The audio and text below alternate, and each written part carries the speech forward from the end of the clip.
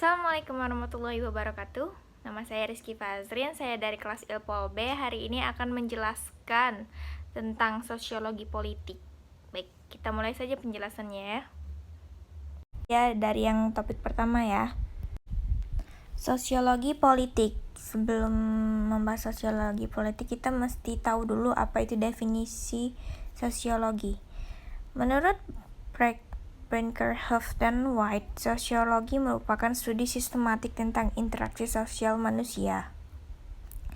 Lalu ada Harton dan Hahn mendefinisikan sosiologi sebagai suatu ilmu pengetahuan yang mempelajari masyarakat. Jadi sosiologi itu adalah ilmu yang mempelajari masyarakat. Masyarakat itu apa? Masyarakat itu adalah sekelompok orang yang memiliki kehidupan sosial atau kebudayaan bersama dalam suatu wilayah.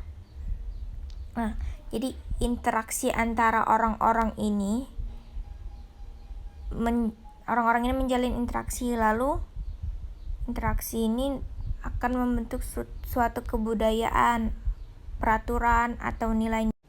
Lalu objek kajian sosiologi. Objek kajian sosiologi itu adalah masyarakat dengan 4 pokok bahasan, yaitu yang pertama ada yang disebut sebagai fakta sosial. Fakta sosial ini menurut Emile Durkheim adalah ada kekuatan sosial yang berada di luar individu yang sifatnya memaksa dan membentuk individu tersebut. Itu yang disebut sebagai fakta sosial. Contohnya gimana? Contohnya seperti peraturan di sekolah, peraturan masuk jam 7. Peraturan masuk jam 7 ini mau tidak mau akan dituruti oleh siswa sekolah tersebut, walaupun siswa itu merasa keberatan. Jadi itu. Yang berikutnya ada teori tindakan sosial Max Weber. Tindakan sosial itu merupakan produk dari masyarakat atau warga individu dalam suatu wilayah tertentu. Tindakan sosial ini adalah tindakan yang mempertimbangkan dan ditunjuk sebagai respon kepada orang lain. Selanjutnya ada yang disebut sebagai imajinasi sosial. Imajinasi sosial ini merupakan sebuah cara untuk memahami masalah sosial dalam ruang lingkup yang personal dan publik, dan menjadikan sosiologi sebagai sebuah ilmu yang relevan untuk diterapkan dalam kehidupan sehari-hari. Yang berikutnya ada realitas sosial sebagai objek dalam objek kajian sosiologi, yaitu realitas sosial dinyatakan sebagai sebuah kenyataan atau fakta yang terjadi dalam kehidupan masyarakat. Hal ini terkait dengan kestabilan dalam keadaan normal atau keadaan tidak normal yang terjadi dalam pola-pola hubungan di masyarakat. Selanjutnya, pengertian politik. Menurut Hans J., politik merupakan pertarungan untuk memperoleh kekuasaan. Lalu ada David Ashton menerangkan politik sebagai pola kekuasaan, aturan, dan kewenangan. Politik dapat dipahami sebagai kekuasaan, kewenangan, kehidupan publik, pemerintahan, negara, konflik dan resolusi konflik, kebijakan, pengambilan keputusan, dan pembagian atau alokasi. Lalu apa itu sosiologi politik? Sosiologi politik itu didefinisikan sebagai pendekatan sosiologis yang diterapkan pada fenomena politik. Sosialisasi politik. Menurut Paul B., Harton, dan Chester, sosialisasi disebut sebagai suatu proses seseorang menghayati atau mendarah-dagingkan norma-norma kelompok di mana ia hidup sehingga timbul diri yang unik. Jadi, sosialisasi itu merupakan proses belajar, atau pengenalan nilai dan norma. Tujuan dari sosialisasi itu ada dua. Yang pertama, supaya menjadi masyarakat yang baik. Baik di sini ialah berperilaku sesuai nilai dan norma atau tidak terjadi penyimpangan sosial. Yang kedua, supaya tahu posisinya di masyarakat. Nah, lalu apa itu sosialisasi politik? Sosialisasi politik merupakan proses pengenalan atau belajar nilai dan norma politik.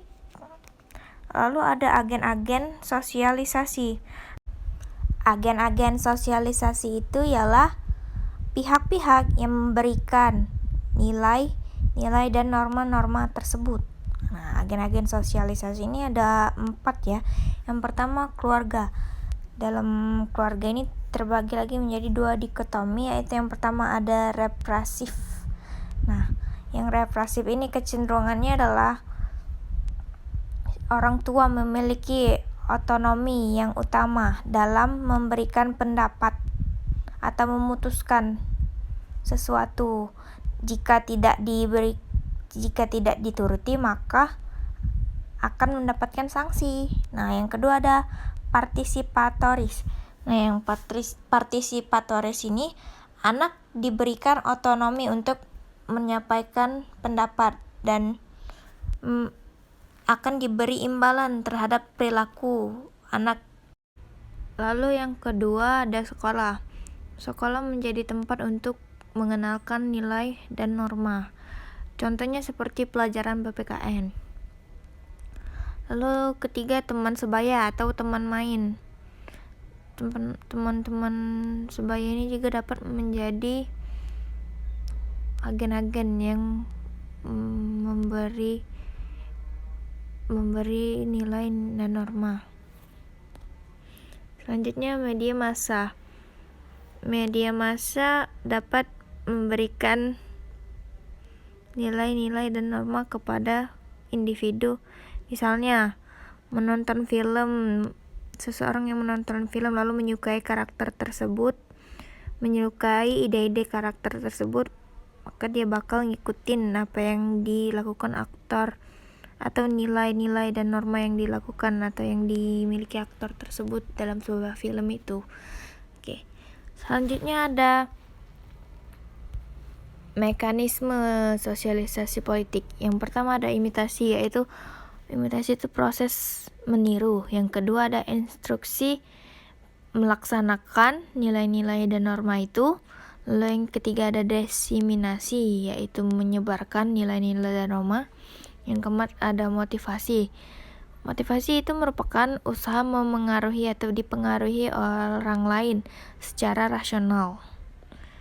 Yang kelima ada penataran, yaitu memberikan pengertian dan juga pengarahan. Topik berikutnya yaitu mengukur partisipasi politik masyarakat Kabupaten Ogan Komering Ulu Timur pada pemilihan kepala daerah tahun 2020. Menurut data tahun sebelumnya, tingkat partisipasi pada tahun 2005 yaitu sekitar 91,11%, hampir 100%. Namun pada tahun 2010 terjadi penurunan tingkat partisipasi, yaitu hanya sekitar 67,83%. Maka dari itu, prediksi partisipasi Pilkada Oku Timur tahun 2020 akan mengalami penurunan partisipasi karena masyarakat takut untuk hadir ke TPS dan memilih untuk menjaga kesehatannya. Kenapa masyarakat takut untuk pergi ke TPS?